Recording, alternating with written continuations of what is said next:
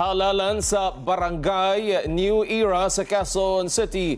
Pinakatahimik, pinakamaayos at pinakamapayapa. Alamin muna natin ang detalye mula kay Eden Suarez Santos na may LV bag. Eden, magandang tanghali sa'yo. Good afternoon, pero yung LV bag wala yan sa akin. Anyway, tuwing halalan yan ng obserbasyon dito sa New Era Elementary School sa Barangay New Era, Quezon City, yung mapayapa, tahimik, maayos. At hindi lamang yan, mabilis din ang isinasagwang botohan dito sa New Era Elementary School, kung saan dito sa bahaging kaliwa ko ay makikita ang priority polling place para sa persons with disability. Ganyan din yung senior citizens wedge at yung pregnant voters para naman maging komportable ang kanilang pagboto, yung ating mga lolo at lola, syempre yung ating mga PWDs at mga pregnant voters, kung saan ay kaninang maaga pa sila nagsimula, pero doon sa mga umahabol ay tuloy-tuloy pa rin naman yung kanilang mga pagboto. At dito naman sa bahaging kanan ko, nakita mo kumaway pa ang principal ng New Era Elementary School at masaya siya dahil nga sa maayos ang halalan dito. Makikita natin dito bagaman pila-pila pa rin yung mga botante ay mga nakaupo naman sila, wedge, hindi sila nakatayo, kaya komportable po ba kayo dyan? Wala naman problema sa ating pagboto. Wala po. Ayan, narinig din nyo. At syempre tuloy-tuloy yung ginagawang pagboto ng ating mga kababayan na wedge. Dito lamang tayo sa bandang pintuan para hindi tayo makaabala sa mga bumoboto. Ayon sa mga volunteer staff ng PPCRV wedge na tumutulong sa paghahanap ng mga nawawalang pangalan ng mga botante, walang masyadong problema silang nahaharap dito tuwing halalan sa Barangay New Era Elementary School. Nakatulong din kasi ng malaki ang pag-blast sa mga botante ng precinctfinder.comelec.gov.ph upang maagang mahanap yung kanilang presinto o precinct number bago pumunta dito sa New Era Elementary School. Ilan din sa mga nakausap ng Net 25 News ng mga election officers and staff na mas madali at mabilis ang pagboto ngayong 2025 midterm elections. Ito na yung ikatlong polling place na napuntahan natin ng Net 25 News sa halos kalahating araw na isinagawang eleksyon sa bansa. Samantala, wedge, pagkatapos naman bumoto ni Pangulong Ferdinand Marcos Jr. kaninang umaga sa Mariano Marcos Memorial Elementary School sa Batac City, Ilocos Norte para sa 2025 national at local elections, balik na siya sa Manila ngayong araw. Sa Maynila, nais ng Pangulo na i-monitor ang magiging resulta ng eleksyon ngayong taong ito. Maaga ring nagtungo sa polling place si senatorial candidate Rodante Marcoleta kaninang umaga dyan sa bahagi ng Philindes East sa mismong clubhouse ng subdivision sa Cainta, Rizal.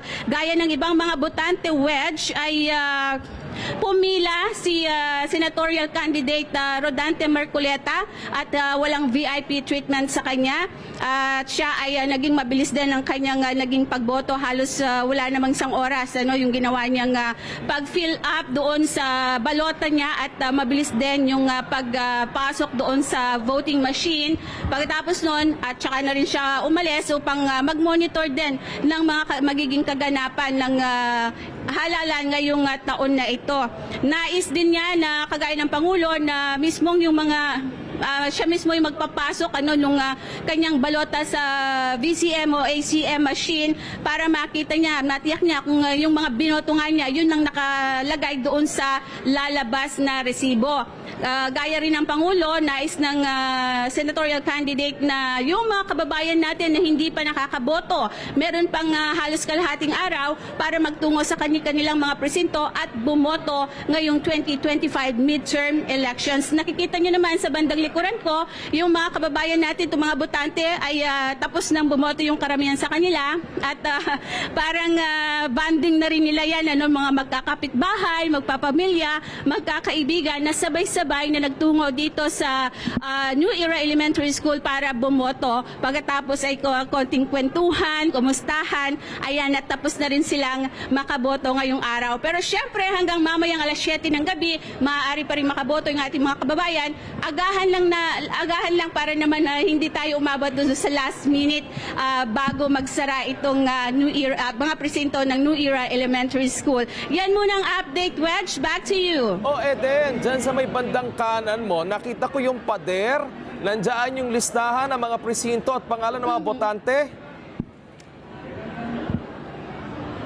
Yes, Wedge. Itong area na ito, nandyan kasi yung iba, no, yung hindi gumamit na ng precinct finders.comlec.gov.ph, pwede pa rin nilang tingnan dito sa mga nakapaskil na mga precinct number, yung kanilang mga pangalan, para naman ma-sure kung tama ba yung kanilang precinct number tsaka yung room na kanilang pupuntahan para makaboto ngayong araw na ito, Wedge. O Eden, ikaw ba'y nakaboto na?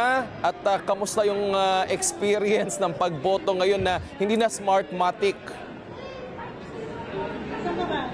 Yes, Wedge, tapos na ako. Kita mo naman sa aking ako na meron tayong indelible ink. Mabilis lamang, Wedge. Halos ilang minuto lang natapos agad ako kasi naka-ready na nga yung listahan ng aking mga iboboto sa pagkasenador. Gayon din yung mayor, vice mayor at yung party list group. Gayon din yung mga local position na dapat nating iboto. Mabilis lang yung pag-shade natin kasi hindi naman kagaya ng mga nai-report sa ilang mga presinto, no, na yung pen ay talagang nagbablat. Yung nagamit natin ay okay naman, kaya shaded na maayos. At nung lumabas yung receipt ng aking mga ibinoto, chinek ko, tamang-tama naman lahat, pasok doon sa aking balota, Wedge. Oo. So Eden, talagang imposible na yung mga dating nararanasan natin na mga flying voters sa kasalukuyan kasi ay automated elections na tayo. So